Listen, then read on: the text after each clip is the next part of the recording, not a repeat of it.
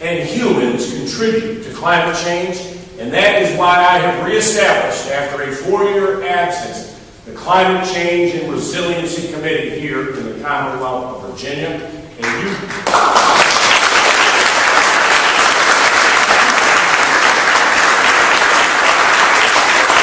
cannot travel down to the Hampton Roads region after a strong rainstorm and not understand what is happening. I recently was down there at an event at Nauticus, and then I was going up to Dumars to do a little declaration, but it rained about 2 hours when we were in Nauticus. I asked Mayor Paul Frame to ride with me, and we drove over there, which should have been a 12-minute trip. It took a half an hour. Why? Half the roads we attempted to go on were closed. This was a 2-hour rainstorm, folks. Can you imagine what could happen if we had a major weather event? Hampton Roads is sinking. Sea level is rising. We have one of the largest assets in the globe. We have the largest naval base in the world in Norfolk. We got to get serious about this, folks. This is about our future, and the Navy is spending millions of dollars now protecting themselves against it. So it's time we assisted and did the right thing. Third, we will strengthen our business climate by investing in reliable and resilient energy infrastructure. Access to low-cost power in every corner of the Commonwealth is a critical tool in promoting economic development, particularly in areas of high unemployment and a shrinking economic base.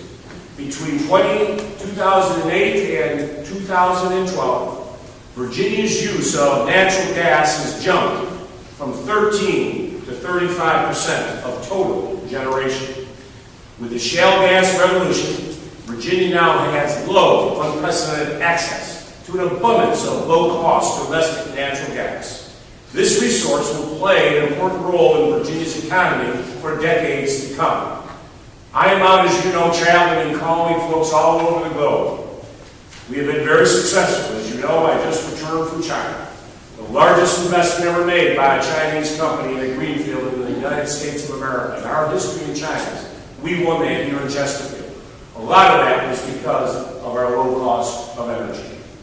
That helps us win these manufacturing and advanced manufacturing that we compete for every single day. This resource will play such an important role in our economy, and if we do this together, we can do it very smartly and open up those communities in the South Side and Southwest Virginia that have continually been hit by high unemployment. If we're going to diversify our energy mix, we need a world-class transmission and distribution system. We can develop all the energy we want, but if we cannot transport the energy to the consumers, those efforts will be for naught. Virginia must support the continued development of a transmission and distribution infrastructure that gets the energy to the areas that need it the most. Last winter was a prime example of how costs for consumers can skyrocket if we cannot get energy to the businesses and the residents that need it.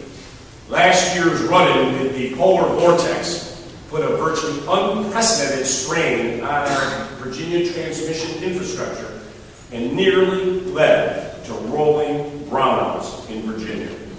Businesses, they need reliability in their access to energy, and Virginians must know that when they flip their light switch, the power is there.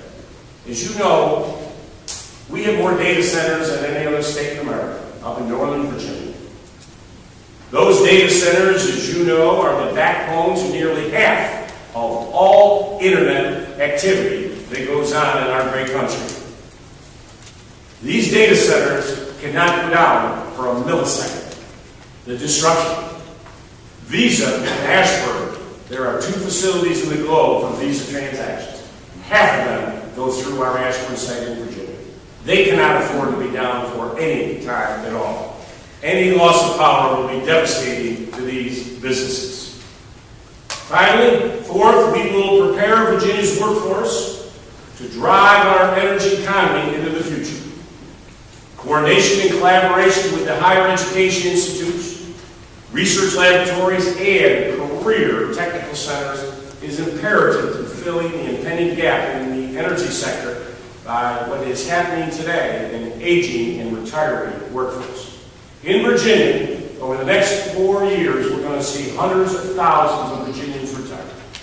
We are scheduled to create about 500,000 jobs in the next few years. That's 900,000 jobs we got to figure out. What do? Do they have the skill sets?